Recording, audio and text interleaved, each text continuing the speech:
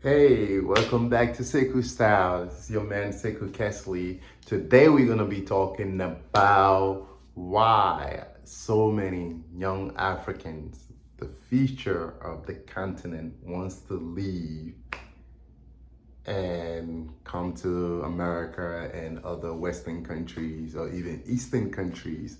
Why?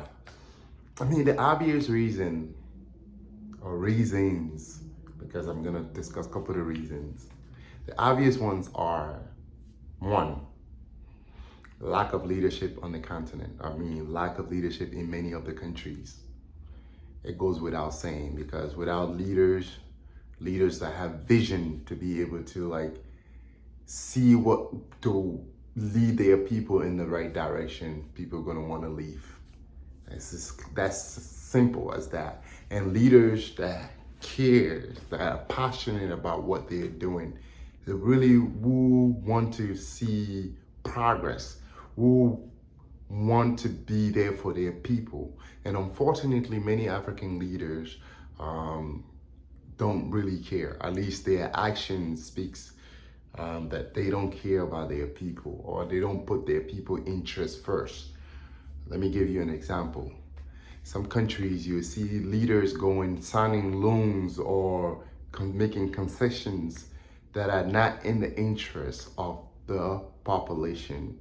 And sometimes they would take kickbacks or, money on the side for them and their own cronies or their family members so that, even if that means generational poverties to other new generation 10 years, 20 years down the road. Also, you see leaders that are not really thinking, saying, okay, what's gonna be my legacy 10 years from now, 15 years from now?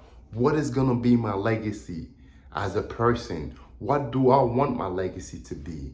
It seems like many of them just come into leadership to take anything they get, they take, whether it's contract, whether it's you name it, just money, having buildings and mansions in European countries, America, different bank accounts, Swiss bank accounts, and all these stuff to hide their money and just have a good time, them and their family alone. So lack of leadership really, really suffocate many African countries. As a result, many young Africans see they are hopeless. They want to leave the continent. They want to go somewhere else, even if it means they drown in the Mediterranean Sea, or they drown in the ocean, or they get killed by police, they get brutalized, they get violated in the process, or they die in the desert trying to get to the next country or next continent, because our leaders are not pulling in policies and they're not enforcing the laws on the book. They don't care. Lack of leadership is number one cause to me. Like, this is my opinion. You agree, disagree, that's okay. Lack of leadership is one of the reasons why you see a lot of young Africans, especially after coronavirus, or at least when the COVID lockdown start season, you see many Africans want to leave the continent. Lack of leadership, number one. Now, number two is really lack of opportunities. Again, lack of leadership leads to lack of opportunity because leaders are not thinking to create opportunity for these young people. Lack of opportunity in the sense that, corruption. Anyway, I don't want to jump to that. Lack of opportunities. Lack of opportunity. People finish schools, they don't get the jobs. People finish schools, they want to become entrepreneurs. It's easy to say, oh, everybody go become entrepreneur or do this. Actually, I've seen more entrepreneurs in African countries than in the diaspora. In Africa, everybody's almost somehow, some way, some kind of entrepreneur because you have to go hustle to come and feed your family. Right? In the diaspora, you could get a job, you're good. I could get a 9 to 5, I'm okay. I don't have to do anything else. But in Africa, a lot of time you see young men, young women out there in the street hustle and bustling, trying to survive. So a lot of entrepreneurs there, but the thing here is the government, the policies, they are not good. They're not putting good policies in place so that people could be able to do what they really need to do. They can't be able to focus on themselves. So that become a problem. It's a problem anywhere you go. There's no opportunity. People cannot get the chance. Even if they want to open a business, they don't have the opportunity. The loans are in America. You want to open a business, you have a good business proposal, the government will give you loans, and you get funders. People will come and give you money to create your ideas. But back in Africa, there's none.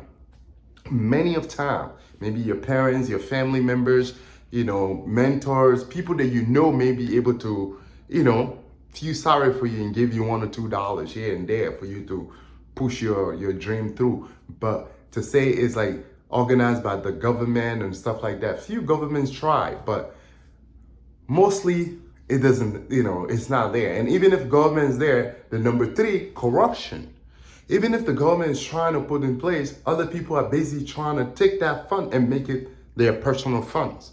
Like if let's say a good government say, you know what, we want to cater to the youth, we want to cater to the new generation. Number 3 now, corruption comes in. People don't care. Again, they don't care. They start saying, okay, we have, let's say 100 million here to invest in the youth. Now, instead of the people really investing in the youth and creating these business opportunities, funding these business ideas and, encouraging innovation and all that good stuff, many of them try to take it and put it in their personal pockets. So you see that the young people are like stranded. It's like, oh, we need this money to do X, Y, and Z. And you go to these ministers and these government officials and, people don't want to give it to you because, they rather give it to their brothers and cousins and sisters and send them to different countries and so forth. He said there's nepotism, this corruption, using public fund for their own personal good, right? Using the power that is given to them to abuse it for their own personal good. That's corruption, and it's killing Africa. Or they give it to their tribal men and women, tribalism through corruption, because you're using your power, using the public good and, discriminating against other tribes or other ethnic groups to favor your ethnic groups because obviously you're there for your people. So, these are some of the reasons that our people, young people, they are not getting what they need. So they start going, even though the West may not be the best of place to be, but they found like this is the only way they have to come out of the countries to survive. And you see this kind of brain drains get into place because now all our smart people wants to leave. The future is leaving. So there's no future for the continent. We need to start thinking, we need to reverse this. And in order for us to reverse it, we have a lot of work to do. I just gave you guys 3 right now, but this is a discussion that I'm starting. And definitely, depending on the reactions on the video, we're going to talk more about it because I wanted to hit the first 3. I know there's many factors that why, people are leaving, especially children are leaving in masses, in droves to try to get to the West, dying in the process. And yet we are not opening our eyes. What are some of the policies that governments can do across the spectrum to make sure that, these children are not leaving, to make sure that the young Africans, the future leaders, are stay put. And if they're leaving to go study something good so that they could come back home to benefit their people, so things are controlled. What our governments are doing, what the African governments are doing. I'm sure every government have their stuff on the book, but what are they doing to tackle this 3 major stuff that I'm talking about? Lack of leadership, corruption, lack of opportunity. Again, what are we doing to make sure we tackle this? Lack of leadership, that could be tackled by none other but us, the people. Right? The people are the one who put in their leaders there. Now, The leader, most of the time, is the reflection of the people. Just think about that, right? I'm going to leave with that for now. People, or our leaders, are the reflection of us because we are the one putting them there. So that means we have to start changing our mindset so that these leaders that we are putting there, their mind will be focused on the right things. All right, ladies and gentlemen, if you like what I'm talking about, you know what to do. I need your help and support. You need to subscribe to my channel so I could grow my viewers and we can keep this flowing. All right? We need to make more videos. I'm passionate about this. Let's get down to it. Hey, we're going to be talking a lot about other major subjects. Right now, there's a recession. We're talking about recession. We're talking about inflation, how people are feeling, anxiety, all these things, man. Stay tuned, man. We just discuss some of these issues, all right?